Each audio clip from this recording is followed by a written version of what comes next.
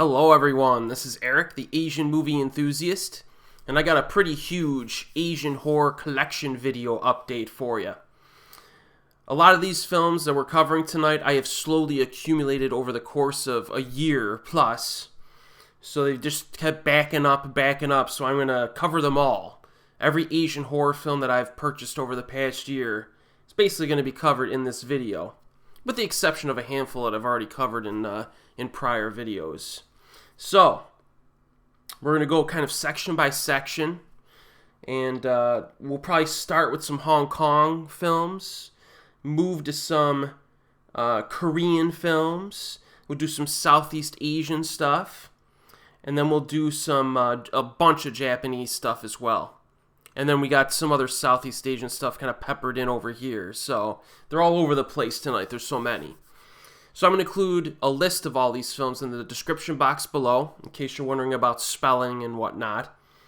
And let's get started here. This is going to be a good haul here, a good haul of physical media. So let's start with Hong Kong here. Now this is Troublesome Night Part 2. Yes, I've covered this franchise, I think the first 10 installments I've covered in my Asian horror playlist. The last time I checked there was like 19 of these. I just stopped at 10. Because like 7, 8, 9, and 10 were all kind of bad. So I'm like, I tapped out. I'm like, I'm done with this series. But if you want my reviews of the first 10 installments, check out my Asian horror playlist. But yeah, Part 2 here.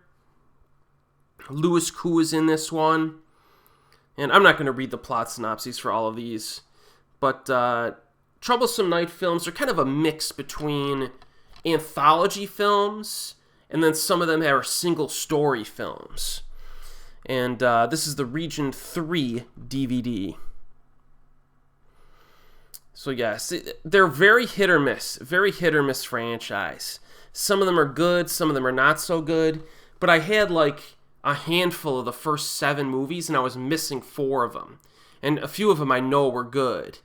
And I'm like, hey, you know, it doesn't make sense to have holes in my collection, so I'll just fill out the first 7. So that way I could do a Troublesome Night marathon, which, who knows, I might even do this year in October, or possibly next year in October. So yeah, a lot of these star Louis Koo, big name actor. And again, if you want reviews, check out my Asian horror playlist. We get Troublesome Night 3, which is one of the best that I have seen.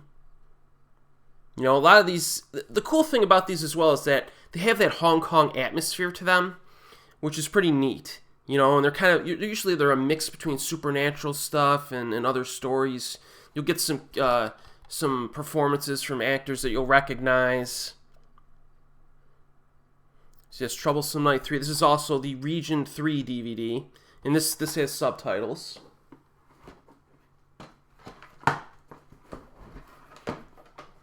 And then to fill in the first 7, I got 2 more. One, all region. Troublesome Night 5.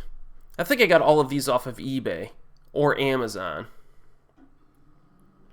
They're kind of increasing in price, too. So I wanted to at least fill those out. Troublesome Night 5, and then finally,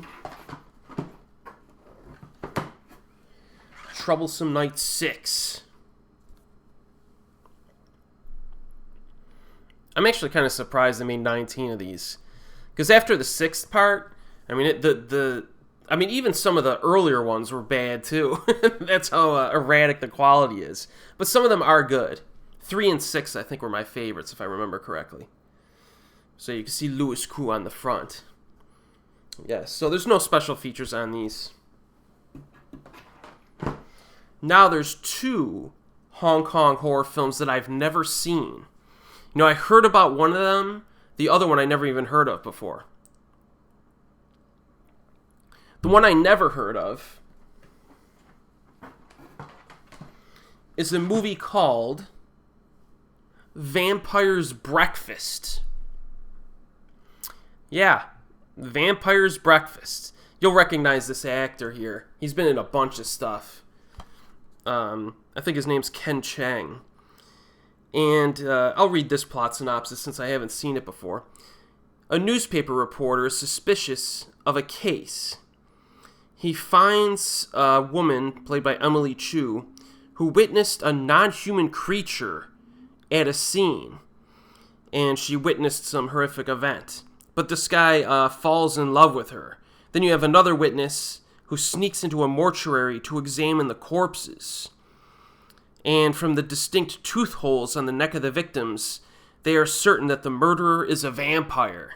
So this will be interesting. This is a flick from, I think, the 1980s, actually. This is a little bit older, so I'm not sure if it's going to be a hopping vampire film, perhaps. Could have some hopping vampires in this. Now, the plot synopsis online says, a newspaper reporter stumbles upon a nest of vampires, living in contemporary Hong Kong. So this is set in contemporary times, all right? So very interesting. I'm looking forward to this. I'm watching this for the first time this October. I bought this on DDD House. This is the Region 3 with subtitles. So I'm looking forward to Vampire's Breakfast. Hopefully it's good. If it's good enough to... Well, I'll review it at some point. You know me with these horror films. I review all of them.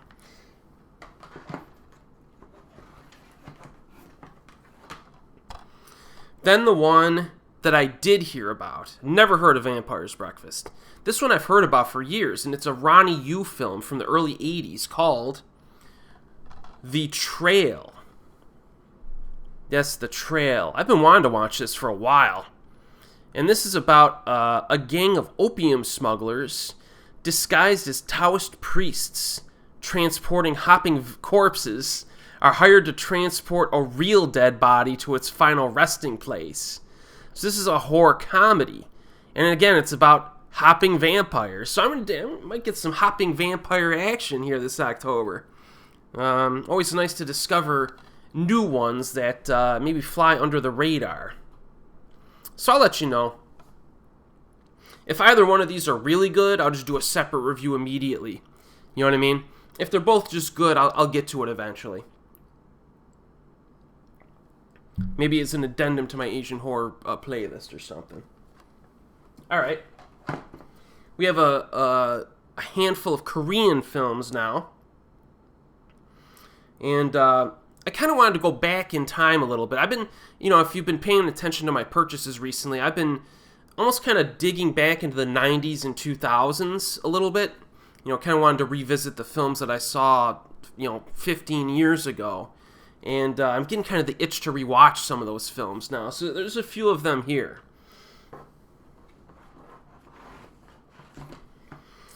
Here's one. H. A Tartan Asia Extreme DVD release. I don't think we've hit I do have Blu-rays too, not just DVDs in this video. But yeah, H. This one's pretty good. This one is pretty good. You have a year after a brilliant psychopath turned himself in for murdering 6 young girls, a copycat has begun to replay the surreal nightmare. And then you have a detective played by the stepmother from A Tale of Two Sisters. She's the protagonist. And she's the detective trying to figure out, what the heck's going on. Who's this copycat? It's a good flick. It is good. It is good. It was really nice to revisit it, too, after so long. And I enjoyed it probably even a little bit more than I did before. This is a Tartan release, Region 1. You have special features here. You have an alternate opening, behind the scenes, Easter eggs, photo gallery, new releases from Tartan. Not so new anymore, but it's always fun to watch the trailers. Not bad. A disturbing psychological chiller that keeps you guessing until the very end. It's good, H. And you'll know what H means by the end of the film.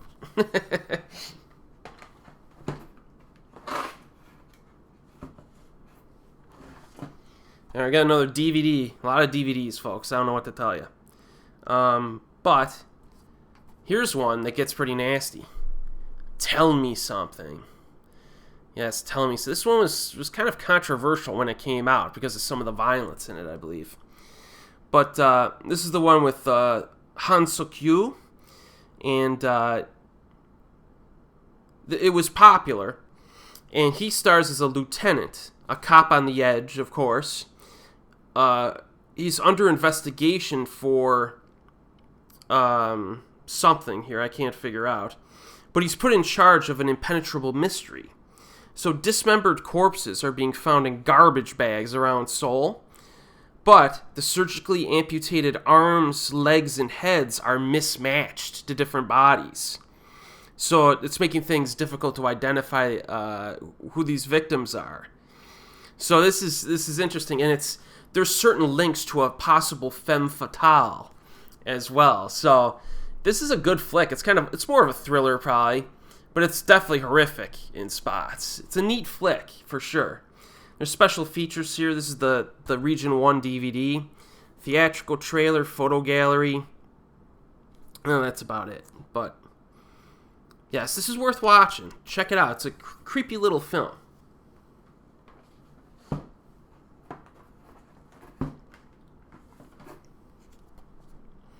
Alright, this is a big one. This is big time. This is the Arrow release of A Tale of Two Sisters. Korean horror film from 2003. I haven't done a separate review of this, and I'll probably do that soon. Yeah, this is my favorite film, basically, of all time. So it's big. I remember the first time I saw this, and now I have to watch it this way every time. I saw it on a Saturday morning, late morning, and I watched it, rented it from Blockbuster, I think, and as soon as it finished, I watched it again immediately. So I just kind of remember, it was kind of like a cool, like, autumn morning. So now when I watch this, it's got to be, I have to watch this during the day, which is weird for a horror film. But that's the way I do it with this one. It was such like a pronounced experience the first time I saw it.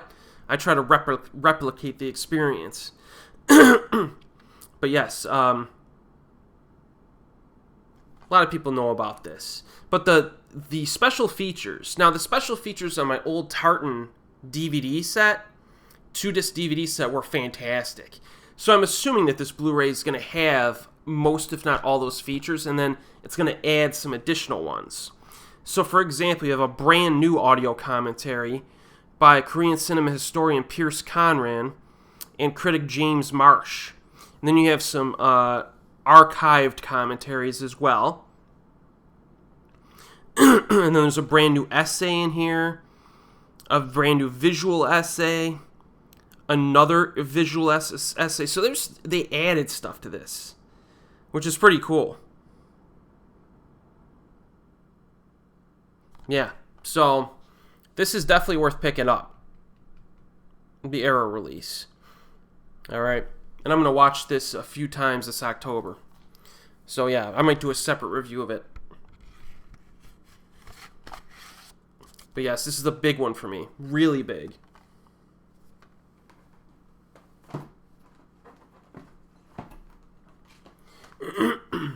Metamorphosis. I covered this in a separate review already.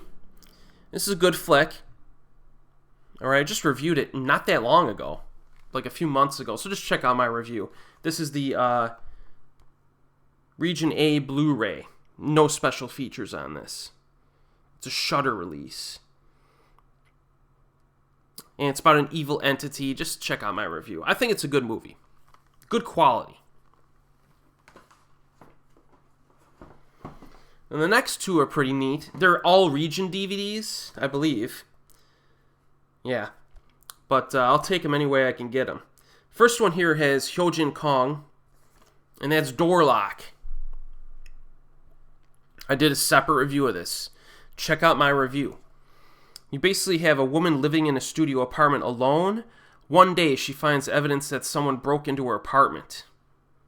So it's one of those kind of like creepy, kind of with someone here type films, just to solve a mystery and all that good stuff.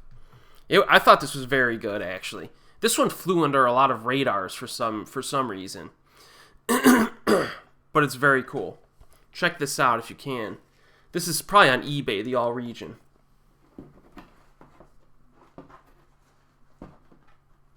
And similarly, another really good one, kind of a horror thriller, The Call. I reviewed this one when it came out on Netflix.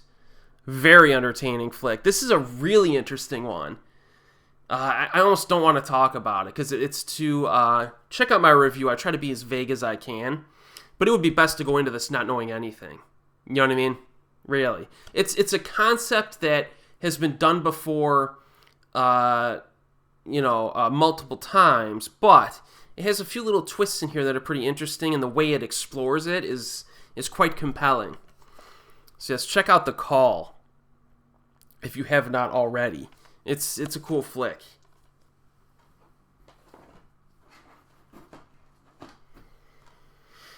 Those all-region DVDs don't have special features. Neither does this one. But this is a Korean horror film from the mid-2000s. No one really talks about much.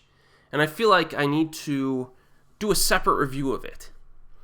Muoi, The Legend of the Portrait. Alright. And, this is the story of a novelist's search for new material gone wrong. Desperately needing inspiration for a new story, Yun travels to Vietnam to research local folklore involving a painting of a girl named Muoi. It's a good quality flick. This almost reminds me a little bit of The Unseeable, the Thai horror film. One of those films that's like... one of those Asian horror films that's like good quality, but nobody ever talks about it. That's kind of like what this one is. So if you have not seen this, check it out. It's worth watching. And for all these films, like I reviewed basically all of these films that I'm covering tonight in my Asian horror playlist. Just look up the title on Google, find the year of release, and just go to that year in my playlist, and it'll be right in the video. Now this one's another one it's almost kind of a slasher. And, I have actually a few other slashers here, but you don't really hear Japan or Korea slasher that often, right? They don't make that many of them. I kind of wish they did, though. So this one is another Tartan Asia Extreme release, and it is Bloody Reunion. I think the alternate title was To Sir with Love or something like that. Bloody Reunion. Oh, yes. Now, this is former elementary school classmates and their teacher meet 16 years later at her countryside cottage for a class reunion. But the happy gathering turns into a nightmare as old grudges and hidden truths surface. So, yes, this is kind of like a classic style slasher, but it's Korean, and they like to manipulate psychologically. So there's a lot of like psychological aspects to this film as well. And now there are special features, making of, interview with the director, deleted scenes, special effects and makeup, photo shoot, trailer, and more Tartan Extreme new releases. And it gets sufficiently violent. It satisfies in the horror aspect. Yeah, so Bloody Reunion is worth checking out, folks. Here's another one that it's a Korean film that I like, but some people freaking love it. Like if you were following these films back in the day in the 2000s, this film got some like really high reviews by certain websites and critics and stuff. I always thought it was a good, solid film, but I never kind of elevated it up to that level. And that is Acacia. Pretty cool cover there. I like the cover art. Another Tartan Asia Extreme release. And it's basically about like a family unit. This is kind of like a family unit film. And there's also an acacia tree in their backyard. And that's all I'll say. So it's kind of like a creepy family dynamics film, and also like a mystery type thing. This is a making of, cast and director commentaries. I've never listened to the commentary on this. I'm gonna have to listen to that. Photo gallery, new releases. Yeah, so check this one out. You never know. You might love it as much as some of the other people out there. And I look forward to rewatching this as well. It's been a little while since I've checked this one out. The Root of All Evil. Alright, now we're into some other countries here. What countries are we on here? Let me look this up. We got... Alright.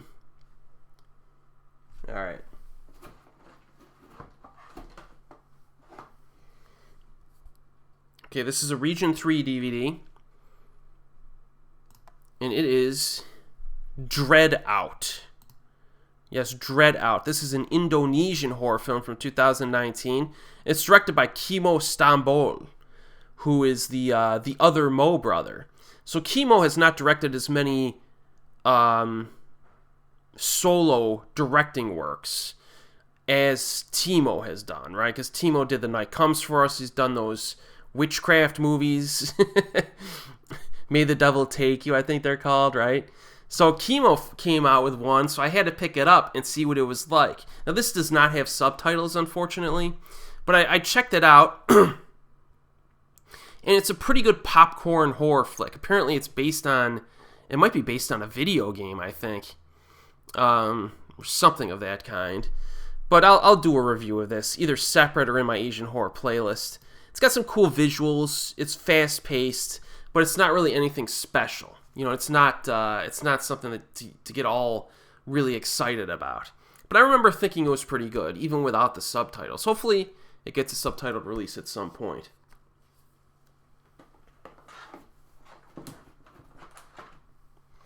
All right, here's another one. Let me look this up here.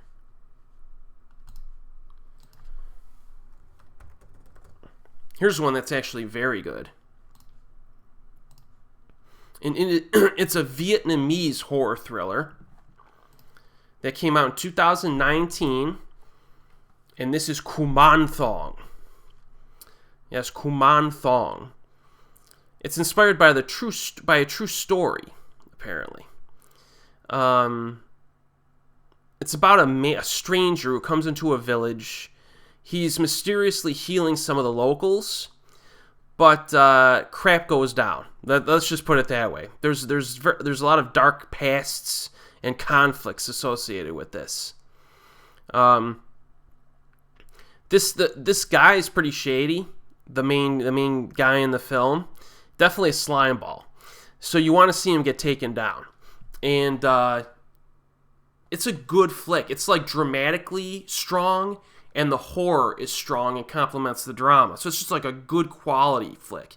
You get like that hot weather rural setting, which is nice atmosphere.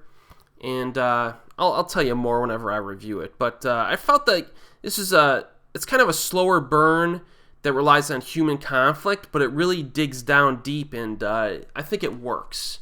This one's a good one to look out for, Kumanthong. Now, I'm not sure, I don't say in my notes. This might actually have subtitles. I can't even see the region code. But I'm pretty sure I bought this on eBay. So check Kumanthong on eBay. See what you can find. Definitely worth checking out. It's good.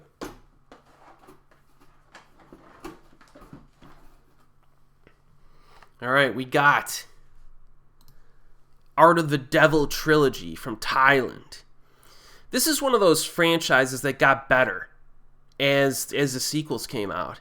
First Art of the Devil film, it's alright. It's alright. It's kind of like one of those films that's like, there's certain times when I'm watching it where I'm like, oh, I might give this a pass grade. And then by the end of the film, I'm like, you know what I mean? It's alright. But then the second one came out, and it's an upgrade. In terms of violence, Art of the Devil 2 is an upgrade over Art of the Devil 1, for sure. And then Art of the Devil 3 is kind of like the most interesting story, if I remember correctly. And it also has some added violence. So these can get pretty nasty, especially the second one. I remember getting kind of nasty. But, like with some torture and witchcraft kind of blended together. Real painful death scenes and stuff. So if you're into that, check out the Art of the Devil trilogy. And, I would say give them all a shot, because there are some people that like the first one, but, I would say make sure you have enough patience to go to the second and third one, because Those are upgrades. This is a making of Region 1 DVD release.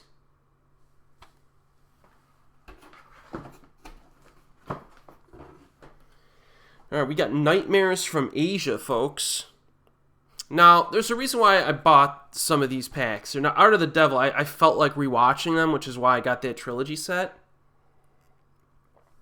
But if I'm looking at this Nightmares from Asia set, there's 6 movies, a blend of Thai and Korean. Alright, so we got... And the reason why I bought them is because I want to rewatch a few of these that I haven't seen in ages.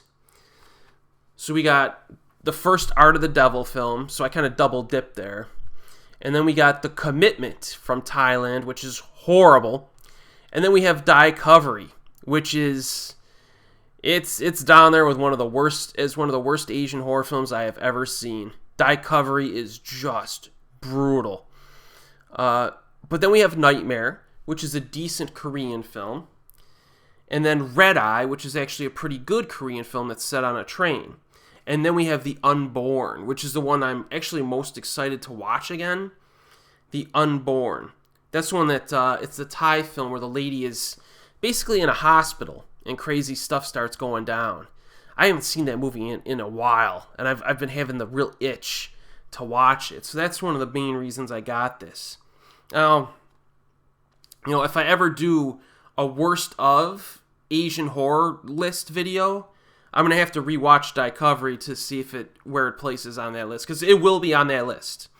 All right, and it may be number 1. But, it's something that I'll have to cross paths with at some point in the future and rewatch that crap fest.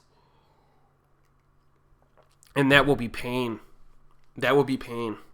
So yeah, you could pick this up. I don't think it's that expensive. I don't remember paying too much for this.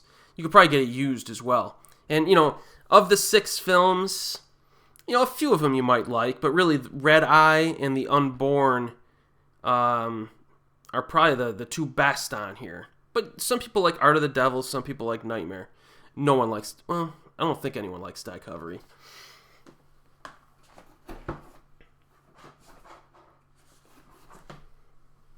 Now we're into the Japanese section, folks. We'll come back to some other stuff on some other countries again, I think, at some point here. But we're into Japan for a little while, so we got a little batch here to start with. Now, I mentioned this film a few times in my Asian playlist because I reviewed it. Oh, no, did I review it yet? Yeah, I did. Or I will at the end of this month. We'll see. Somewhere, I can't remember if it was part 2 or 3, but this is Dorome, Girls and Boys. And this is the Eisuke Naito film. 2 films. I mentioned this in my What Happened to All the Japanese Horror Films, Where Are They video. And I give you a little description there. But what this is 2 movies, and some high schoolers are trapped in a school. Crazy stuff goes down. And one movie is from the girl's perspective, one movie is from the boy's perspective, and they fill in the gaps to the story. And it's pretty fun, you know what I mean, for a lower budget horror flick. This is the Japanese release, no subtitles right now that I can find. And then I was quick to purchase this, a little too quick, and that is the Howling Village.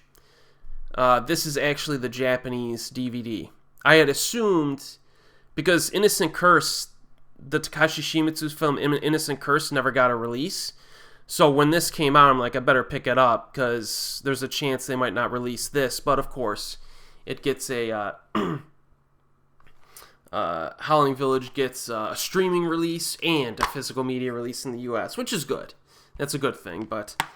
I jumped the gun, so now I got this unsubtitled Region 2 release, and of course I'm going to get the American release of it with subs. But Howling Village, I'll review it at some point. I think it's pretty good. It's kind of disappointing, but at the same time, it's got enough quality and enough going for it to be a passable film. And I think it's more even in quality when compared to something like Innocent Curse that Shimizu directed a few years before this, but Innocent Curse is more fun to watch, even though it's technically a worse film. So, yeah, I'll review that one too at some point. So, it's not bad, but it's not something to really prioritize as like a super high priority. Alright, here's an example of a film that I blind bought when I was in Japan in like the book off discount section. And I never expected it to get a release. It was called Zomvideo. Alright? And so, you know, I watched it and it was fun. It was about zombies that kind of break into like an office complex, and the employees there have to use like their office supplies to fight off the zombies. It was a pretty fun horror comedy. And so I'm like, okay, that's fine. Nobody will ever release this. It's too obscure. Well, they did. They released it under a different name called Rage of the Undead. Yes. So I was so confused when I saw this. I forgot when I found this. I was scrolling through Amazon, maybe, looking for Japanese horror films that I may have missed, and this came up. I'm like, wow, I never even heard of that freaking movie. What is this? And then I did more research, and I connected the dots. It's like, oh, it's freaking Zomvideo. So I told you the synopsis, and it's a fun movie, and it's got an English-friendly release now. So I would say check it out. It's actually pretty fun. There's no special features on this. No. But, yeah, it's good. It's good. A good little film. Alright, I think we're finally in a section where might be some special features again. Because the last handful of titles I covered, there ain't no special features on those.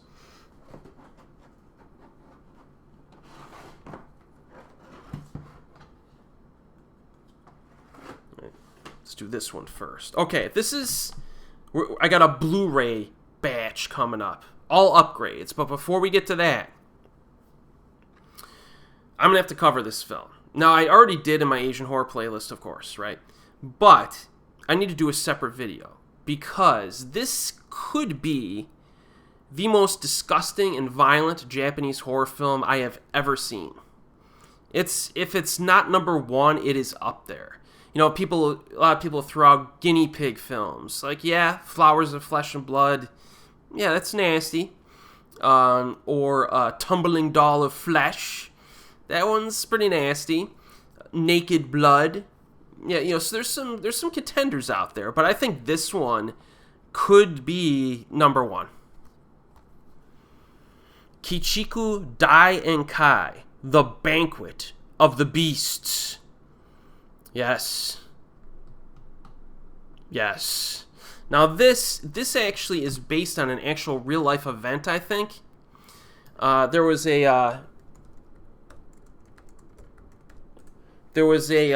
bunch of like revolutionaries or something that were holed up in a building in the woods, and something happened where their leader died in prison or something like that, and they just lost their minds and started killing each other.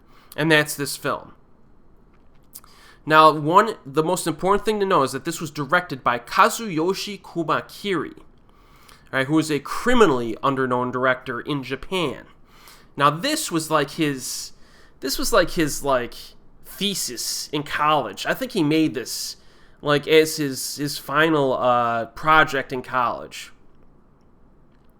And for a college project, it brings the goods in terms of violence. Now, this director, though, he came out with films like, oh man, he made a film called Antenna from 2003, and talk about an obscure Japanese film that desperately needs a release. That movie's awesome. If you could find Antenna from 2003, that movie's awesome. He directed that. He directed Hole in the Sky, which is quite good. Green Mind, Metal Bats, which is really good. And a few other interesting ones. End of Summer, My Man. So this guy's a good director. I'd like to see some of his stuff get like big time, almost like a Toshiaki Toyota box set. That's the box set this guy needs. Like 5 of his best films. That would be sweet. But yeah, this is basically the first half of this film is kind of boring. I remember the first half being kind of boring. It's a 2-hour film. You hang out with these these revolutionaries in their base in the woods, just screwing around, hooking up, eating. I think they might be doing drugs and stuff, and then they start going crazy.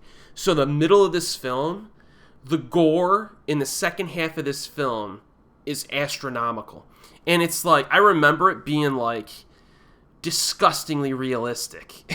And I'm not even going to tell you what happens to some of these people in this. It's a film that kind of gives me an upset stomach when I watched it last, which is not the type of film I typically like. But I like the director so much, I'm going to give it this will be like the third time I'm watching it or something coming up. This has some extras. Introduction by Tom Mess. The making of, a reaction to, original interviews with the director, the cameraman, and the 4 lead actors. Biographies and an original trailer. So this is going to be an interesting movie to come back to, because it's nasty. And it's got a lot of special features where maybe I can see something that I missed before. So I'm actually looking forward to seeing this again. But man, the violence in that movie, whew. Big time release in the US. The first, we're in Blu-ray land. We're in Blu-ray land finally. Alright, the first release for Error 4444, the label, Anatomia Extinction. I actually covered this a few years ago on my Asian horror playlist. I want to say I rented it on Cineflix back in the day, or maybe eHit. I don't remember. It was one of those rental sites that no longer exists.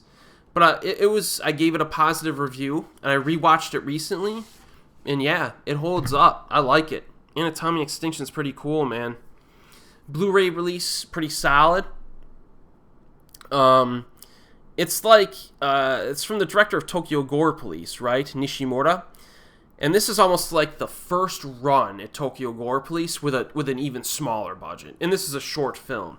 It's only like 50 minutes long or something like that. It's region-free Blu-ray as well. But yeah, it's crazy. But you can see some of the ideas of Tokyo Gore Police in this, which is pretty neat. It says like a new scan, art cards, an introduction by the director, deleted opening sequence, a short film, audio commentary by Nishimura, which I have not listened to yet or watched. It has a special feature, Anatomia Extinction and Tokyo Gore Police, a shared world broken down by Yoshihiro Nishimura. That'll be interesting. A trailer, New English subtitles, an 8-page booklet with essays, slipcover, and a few other little trinkets. So yeah, this is worth checking out. I think it's sold out, though. I think it's sold out. But if you can find a copy at a halfway reasonable price, check it out. Or who knows, maybe it'll start streaming somewhere soon. Yes. Good release. Crazy that this movie would get a release. Sometimes I feel like complaining about the films that just never get releases, and then you see something like this, and it's like, it's pretty cool that this got a tricked out release.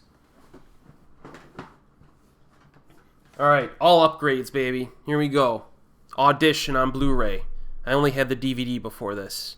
I have to have it on Blu-ray. I just bought Pulse, I think last year or something, that I showcased in another video, and I needed Pulse on Blu too. So this October, I'm going to watch some of these like classic Japanese flicks, horror flicks, for the first time on Blu-ray, and I'm kind of excited about it. So yeah, Audition, you know what this is. I mean, come on, right? This is the Region A release. Anatomia Extinction was all region. You have audio commentary with Mike and the screenwriter. A brand new commentary by Tom Mess. Introduction by Mike. A brand new interview with Mike. Interviews with Ryo Ishibashi, Ei Shina, Renji Ishibashi, and Ren Osuji. Cool. An appreciation by Japanese cinema historian Tony Raines. Trailers. Reversible sleeve. So, what's the reversible sleeve? Oh, I like the reversible sleeve. That's the one with her, the yellow one. Ooh. I should kind of like that. I might flip that later. Yeah, Audition. If you haven't seen it, watch it.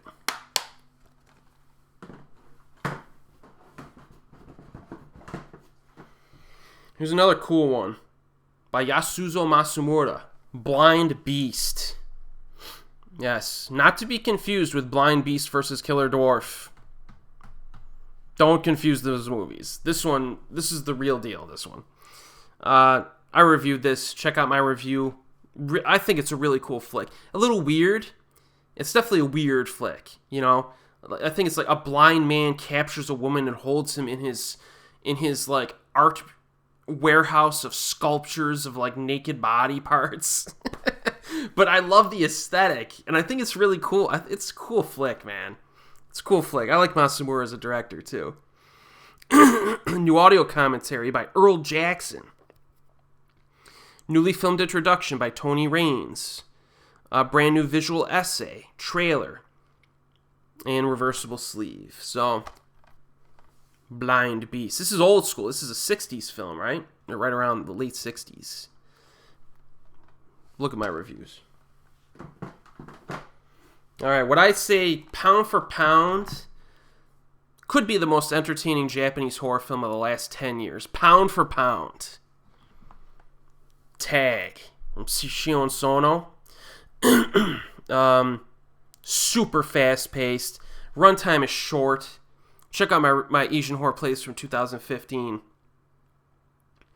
It's, you know, a girl experiences some crazy stuff and she's just trying to figure out what's going on. That's your plot. And she runs a lot from dangers. I think this movie is just fantastic. In terms of, like, entertaining me from start to finish, this is just awesome stuff.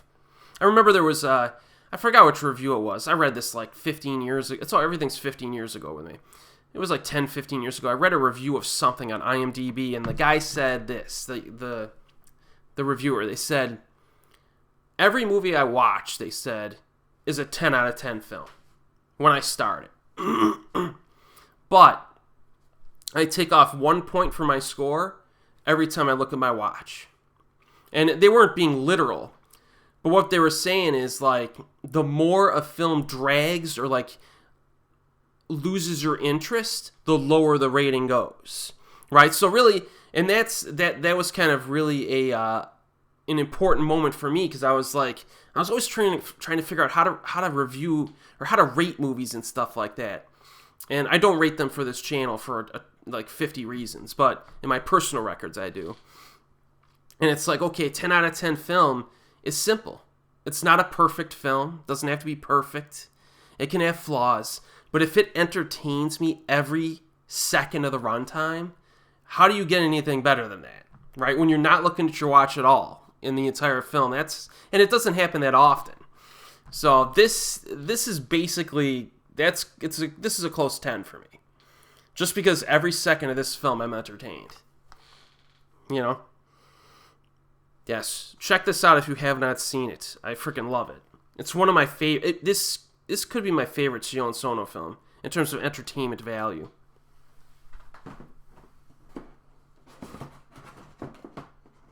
Alright, we got two big ones here. Another huge release. Meatball Machine. Now that tag release was the Eureka Region B release. So, just so you know. This is also Region B, I believe. I can't tell. Doesn't say. But Meatball Machine. I don't think I've seen this on Blu-ray yet. This is a cool flick. Again, this came a few years before Machine Girl and Tokyo Gore Police and that whole run. This like predated it by a few years. That whole Japanese gore run with the black comedy in it. Japan is being invaded by a parasitic alien life form, finding human hosts to insert themselves into and transforming the host into slave cyborgs.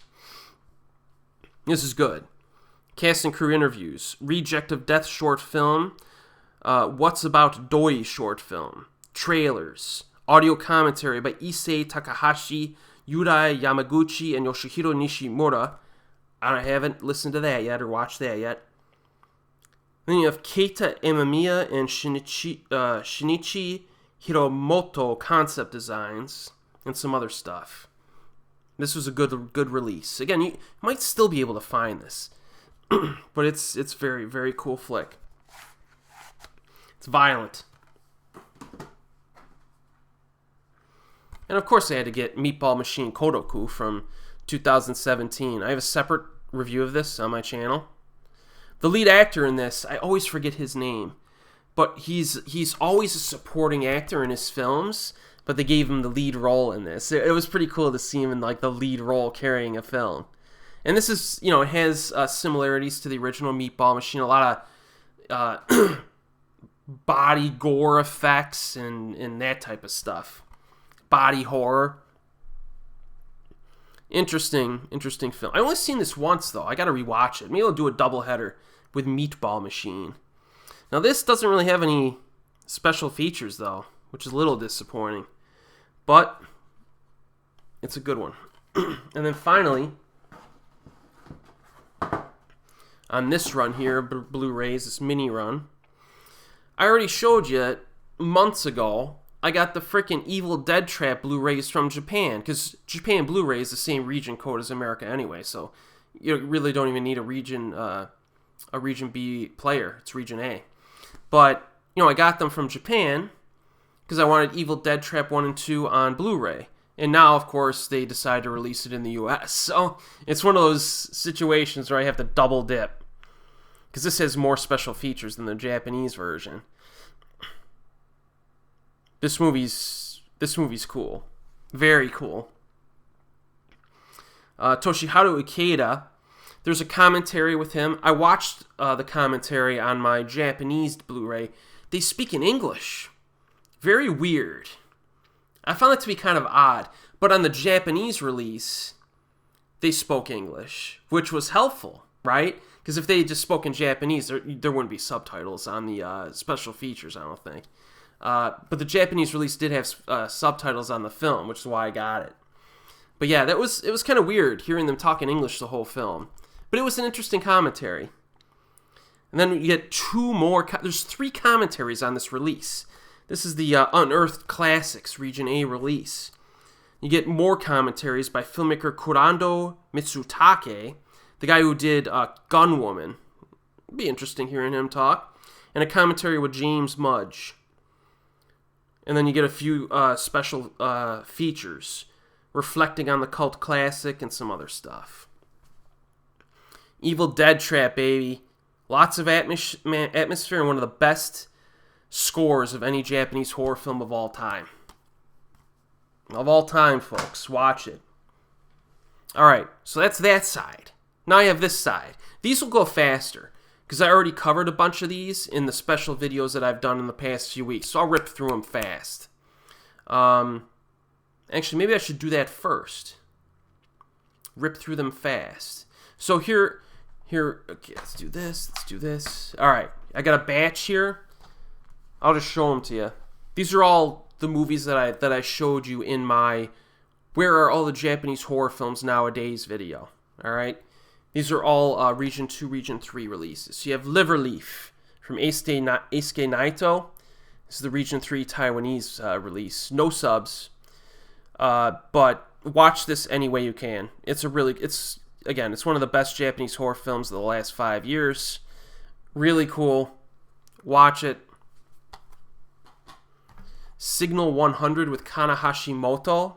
I like the cover on this with the pink. Again, I told you it's like a death game film involving hypnotism. This is the Region 2 Japanese release, no subs. All this next batch is just no subtitles. But if you've seen that video that I did last week, you'll know why. Why I have these. But yeah, this is a cool flick. I like it.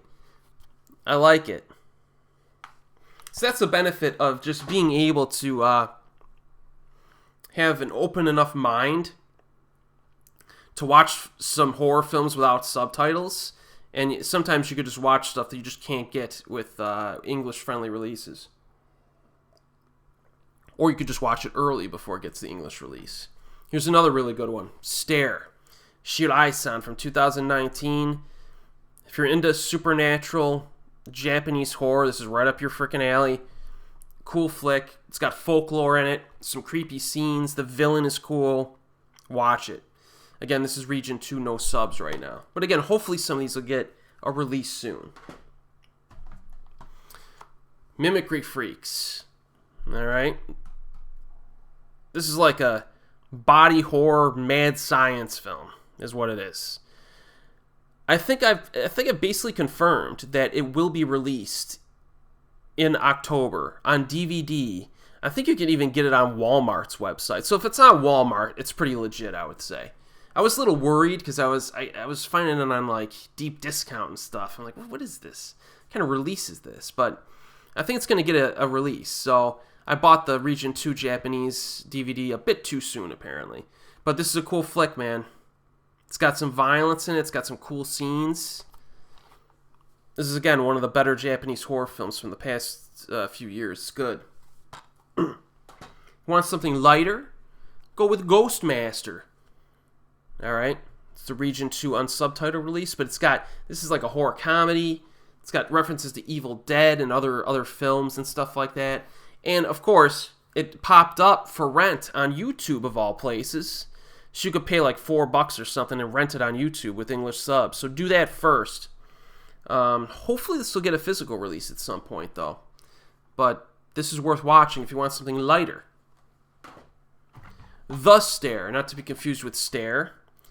This is a 2016 film. I just rewatched it again a few days ago. Cool flick. I liked it. You know, it has a little bit of that spooky vibe. It's not like terrifying. It's more like spooky. You know, if maybe a little bit cheesy in how it happens. But it's like there's these entities that are like in crevices. You know what I mean? So if you're in your house and there's a crack in your doorway, you might see like an eyeball there. You know what I mean? Like stuff like that. But it's cool. I liked it. I like the ending of it too. It kind of surprised me a little bit, the ending. Good stuff. And then we got Black Maiden Q&A, and I discussed these as well in that video from last week. I like these two movie sets. It's not like movie and sequel. It's like half of a film, and they run concurrently. Kind of like Dorome Boys and Girls, right? So you have Q movie about a girl who gets adopted into a family and crazy stuff happens, and you know there's some holes in it. It doesn't really have a definitive ending. Then you watch the A version, the answer version to the question version, and then this has all the stuff that's missing, fills in the gaps, and gives you the ending. So I thought it was pretty cool. Again, Region 2, no subs, but pretty neat. All right, here's one where I got stung. All right, I got stung on this one. Occult Bolshevism. All right. Now this, did you notice how I enjoy most of the movies I blind buy as well, without subtitles? So I do a good job of kind of, you know, finding a few festival reviews, critic reviews, you know, finding a few reviews maybe on Yes Asia or something, and doing a little research on the directors and the actors. I do a pretty good job in my batting average. There's not a lot of bad blind buys that I end up getting stuck with. But this one got like a 4 out of 5 stars on some website review from a film festival. And it's the same director, I think, as Sodom the Killer, of all movies. And if you've seen Sodom the Killer, that's one of the funniest freaking B movies I've seen. That's up there with like The Crone for like Japanese B movie fun. If you haven't seen Sodom the Killer, it's intentionally funny though, but it's I think that one's a funny film. But yeah, that same director came back to horror like 15 or maybe 10 plus years later and did Occult Bolshevism. And the thing is, it's barely a horror film at all. And that's where I got stung. Because I can watch horror films, thrillers, or action films, visually driven films I can watch without subtitles. You can figure out what's happening most of the time. And you can fill in the blanks with some plot summaries, right, online. But this one, it's basically a group of people in a building sitting around talking for most of the film. So it could be a good film. But I would have no idea, because, of course, Japanese DVDs almost never come with subtitles, English subs. So I got stung on this one. I can't really assess it because it's so dialogue heavy.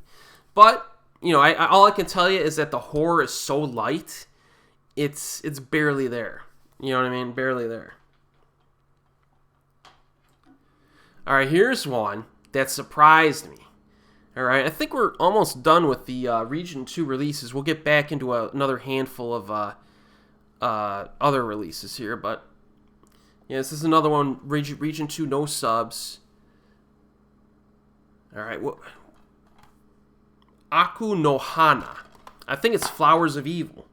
Yeah, Flowers of Evil. Now this, I think it's Tina Tamashiro, right? From Hellgirl. I'm almost certain that's her. And this film was directed by Noboru Iguchi. All right, the guy who gave us a Machine Girl and a lot of wacky stuff, you know what I mean, over the years. This movie takes itself pretty seriously, and that's what kind of surprised me. And it's like like the relationship between these two students. This is more like a dramatic thriller instead of like a horror film, though. But it was kind of advertised kind of like a horror. But still, it's interesting, man. The interaction between these two is actually really good, and he handles it well. It's just a legit good quality flick, and it keeps you engaged because, you know, this girl is kind of nutty, and her interaction with this guy, it's almost kind of like almost like I wouldn't say sadomasochistic, almost like dominant passive. You know what I mean? It brought some memories of Moonlight Whispers from back in the day, which is a great film that needs a release in the U.S. But yeah, this has like intense moments to it. Tamashiro gets a little seductive at times, which is kind of interesting to watch. And it does have some moments of release for the characters in terms of their frustrations with life. So this was a good flick. I hope this gets an English subtitled release, because I think a lot of people are going to like this. It's just good quality stuff. Iguchi showing us a different side to him. I like that.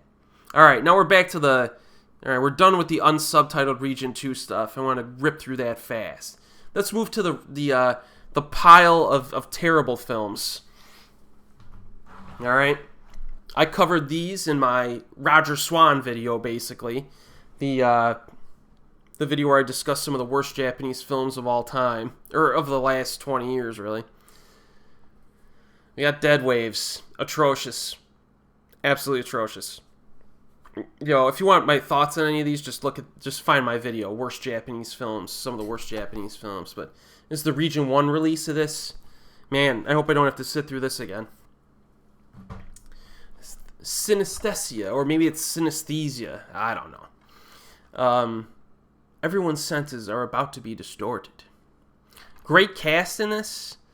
It has some positives, a lot of negatives. Does nothing with its great premise. The premise of like having your senses whacked out and experiencing different things should have been used better. And the whole thriller aspect, I don't know what they were thinking. It was really badly written, is the thing. It says a lot of special features. I probably should watch some of the special features. You get clinical synesthesia or synesthesia, previews, making of, sneak preview party, opening night, interview with the director, theatrical trailers and TV spots. So, pretty cool release. I like the packaging. But the film it's tough to sit through, man. It drags. It drags. You have Mail. Sometimes the Dead Can't Die with Chiaki Koriyama. Again, it's not horrible, but it's not very good. Check out my video for more thoughts. There's no special features on this Region 1 DVD. Kirei, the Terror of Beauty, a film I actually kind of like. It's actually pretty good. Get a making of in a promotional trailer. I think it's pretty good. Low budget, low production values, but it works well enough, in my opinion. Now we get to the real crap. What was it? Laguna Productions? They released those 6 horrible... I forgot what the name of the series is of films in Japan, direct-to-video. And for some reason, I bought them. Well, mostly because I wanted to watch some of them again for my worst Japanese horror video. I had to rewatch a few of them. Were they really that bad? Oh, yeah. You get Ghost Gate, Last Coffin, and Melancholia in a 3-pack. No, it's not. It's not the popular Melancholia film. No, it's not that. But yeah, these are pretty bad films. I would say Ghost Gate is the worst. It's the worst. Again, these were films that were released just right on Amazon DVD in the mid-2000s. No one ever talked about them. Some of them I bought now. A few of them I blind bought back then. But I bought these recently just to kind of to watch and rewatch, to determine if they're really that bad. And yes, Ghost Gate is really that bad. Demon Hunting, atrocious. It's the one with the demon who sticks out its tongue and it's red. And that's your movie. That's the movie for you. Terrible. Again, if you want my thoughts on these, I do reviews in that worst Japanese films video. And here's one I didn't actually cover.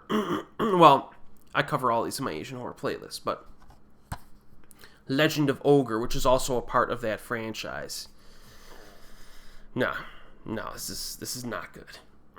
Oh, this one has some special features. No. See, special features my butt. Chapter selection is a special feature? No, come on.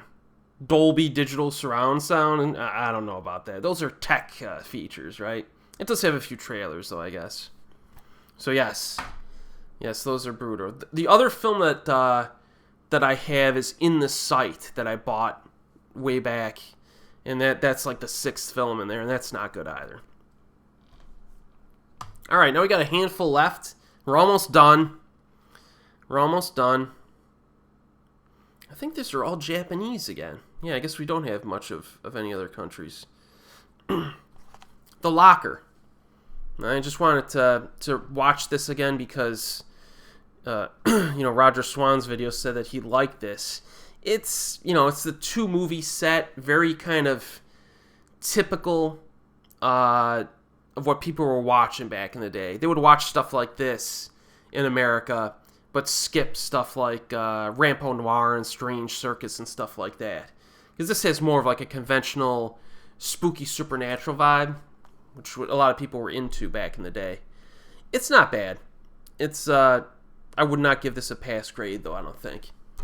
Remember, you have Locker 1 and Locker 2. It's about a haunted locker, and bad stuff happens. And no special features, really. Oh, here's one. I'll keep the DVD back. I actually... One of the reasons I bought this was because I've been I've been perusing other YouTube channels at times during live streams, and Flip Otaku, his YouTube channel, we keep talking about this film in the chat, so I had to buy it and rewatch it. And that's Tumbling Doll of Flesh. I'm going to keep it back. It's a person's mouth all bloody, and I can't even show you the back of the cover, because this is the original Japanese cover, and there's some real inappropriate body parts. So yes, Tumbling Doll of Flesh, also known as Psycho the Snuff Reels. I actually rewatched it the other week, yeah, and I reviewed it in my Asian horror playlist, of course, and I was kind of hard on it, but after rewatching it, I could kind of understand what they were going for. Fake snuff film. That's the film. It's fake snuff. There is some actual sex in the movie during the opening half. They did some method acting because the premise is that they're shooting an adult video and then the dudes go crazy and kill the girl. That's your entire film. It's all set in like one room and everything. So, yeah, I could see where they were going. And I would not be as hard on it if I were to review it again, but it's still not. It's hard to like hold interest when that's your whole movie. You know what I mean? But I guess it kind of does what it tried to do. So yeah, that's a pretty nasty one. You don't just walk into that and watch it. You gotta know what you're getting into. Tokyo: The Last Megalopolis. No special features on this either. It's the Region 1 DVD. I reviewed this. Cool flick. Very cool flick. Directed by Akio Jisoji. Very interesting director. Oh, screenplay by Kaizo Hayashi. Well, that explains some, that's a director who needs a freaking box set. Dude, Kaizo Hayashi has made some sweet, like, really freaking unique movies. I want a Blu-ray box set of Kaizo Hayashi. Bad. But he wrote the screenplay for this. Cool flick, kind of weird, but worth watching. This one here, I'm not sure if this is even a legit release, but it's Unholy Women, alright? Also known as Scary Women now, apparently. I haven't actually popped this into my player yet. I assume it's, I don't know if it's legit or not. I got it off of eBay. It's all region. I really enjoyed this anthology. I think I enjoyed every short film in it. There's 3 films. Check out my Asian horror playlist review for 2006 this came out. So check that out, and I do a review of it in there. No special features. I like weird horror anthologies, and that one definitely has some memorable moments. Another one with no special features, but a Region 1 release of Elevator, The Bottled Fools. You see, I went on this run of like films from the 2000s. You know, this is another 2000s film here. Elevator. I remember this movie being pretty good. I bet you I gave it a fail grade, though, in my Asian horror playlist. But it's people stuck in an elevator, and it's like a collage of like different people, and you have a psychic there, and some psychopaths. This one gets a little nasty in spots. But I got the itch to watch it again for some reason, even though I wasn't the biggest fan of it from back in the day. So, again, you could tell it's a little, kind of a weird flick. But it's different enough to be worth watching. Then we have The Complex. I had to get the Region 2 legit DVD here. I probably could have gotten the Blu-ray, but I think the DVD was cheaper. But I think this movie's kind of underrated. It's Hideo Nakata, probably the last film from Hideo Nakata that I actually found to be somewhat impressive. I think he did he do Ghost Theater in 2015? He may have done that, which was decent, but regardless, the production values in this film are phenomenal. I mean, I remember when I was in Japan and I saw the trailer for this, and I was like getting chills. I mean, the production values were phenomenal. And then I ended up watching it at home, and it's just like the sound design is great. The use of like visuals. This movie gets pretty freaking intense from a horror standpoint. You know, I think that the weak point is the middle of the film, and the actual story isn't that compelling. But still, I could sit down and watch this bad boy whenever. And I'm getting the itch to watch it again. I think it's a pretty cool flick, dude. I think it's underrated. And here's something a little different. We have Ring, the final chapter. Yes, the actual television series. And I also have the One Missed Call television series, and I rewatched the One Missed Call one, and I watched this for the first time, I think like a few months ago. And this is a better series in terms of quality compared to One Missed Call. And the first half of this series is actually pretty cool. But it kind of degrades a little bit as it goes on. I think the later episodes are not as strong as the opening episodes. They have like a... I think this is the one with the... oh man, what's his name? I forgot his name, but it's just like a side character. A young side character who could be a killer. And they do some interesting stuff with him. And it's, they take some stuff from the books and stuff like that. So this is very different from the movie Ring. But I think it's worth watching. I thought it was pretty good. The acting's pretty good too. But the later episodes, it's like, they should have executed the horror scenes better and nailed the ending better. Apparently they did a Rosin TV series, which I'm trying to track down. It might be a bootleg purchase eventually, because I don't think there's a legit Rosin release. But I'm hoping to watch that as well. May as well. Here's one I waited on. Mai-chan's Daily Life. Yeah. Bloody Carnal Residence. So, again, these are all like Region 1 DVDs here I'm covering. Now, this was pretty good. I liked it. Kind of demented. I like my demented stuff. I'll do a review of this.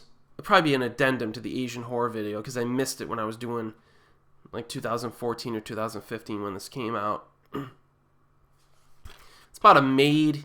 She gets hired, and she sees that the other maid there gets like abused, and it's almost like I would say it's almost like a Tomie situation, because the maid can just get beaten up and she regenerates, but she likes it. but it's not as like ominous as Tomie and stuff like that, but it's like a horror comedy where this girl just likes, I don't know, getting like, you know, I don't know, you'll see. There's some bloody violence in this. I thought it was pretty good. I liked it. I can see some people not, though. Ooh, there's some, there's really no... Oh, there's a 2-part documentary behind the scenes, 31 minutes long. I'll have to check that out. Well, that's a nice special feature. Yeah, so I thought this was a pretty good flick. Only 2 left, people. If you survive this long, this is a year's worth of purchases, people. All right. We got one that I think is good, from my boy, Koji Shiraishi. The reason I bought it, it's pretty good. It's got Koji Shiraishi. And the lead actress, Ariko Sato. Yeah. Carved, the slit-mouthed woman. Tartan Asia Extreme. Not a bad flick. It's kind of creepy. It's got some violence towards certain people that I was kind of surprised at. This is a making of Carved, cast interview, trailer, TV spots. I thought it was pretty cool. Cool flick. Tartan release. Now, one thing people don't know. Carved 2? Yeah, Carved 2 is better. And Carved 2 is really good. If you can find it, I think it's called The Scissors Massacre. And it's actually a really good flick. I really enjoyed it. Carved 2 is pretty badass. First one is good, though. First one I liked. The second one is better. If you can get the second one, check it out. And finally, this is one no one really talks about. Another one from the 2000s. I think 2007 this might have been released. Twilight Phantom. Just check out my Asian horror playlist review from 2007. This is one that's, again, flies under the radar. A lot of people have not seen this. It's kind of like set in a rural area, and it's just a good quality kind of supernatural mystery type flick. And there's some violence in it as well. I liked it. Twilight Phantom. Got this off of eBay for a pretty reasonable price. But, yeah, that's it. That is it. Is that the most movies I've ever covered? I think it's the most movies I've ever covered in one video on this Asian Horror Collection playlist. But, you know, we got a lot of stuff here over the course of the year. Really looking forward to Vampire Breakfast and The Trail and the Blu-rays. Watching Audition on Blu-ray or Tag on Blu-ray. Tag looks good regularly. And Blind Beast. Yeah, it's good. Good stuff. So, you know, if you have any opinions on any of these, free to tell me. And, yeah, I'm basically caught up on my Asian Horror Collection videos. But I got some other movies, other Asian movies that are not horror, that I'll be covering more when we get into the holiday season, like November and December. But I would like to catch up completely, or close to completely, by the end of the year, hopefully. So yes, I will see you next time.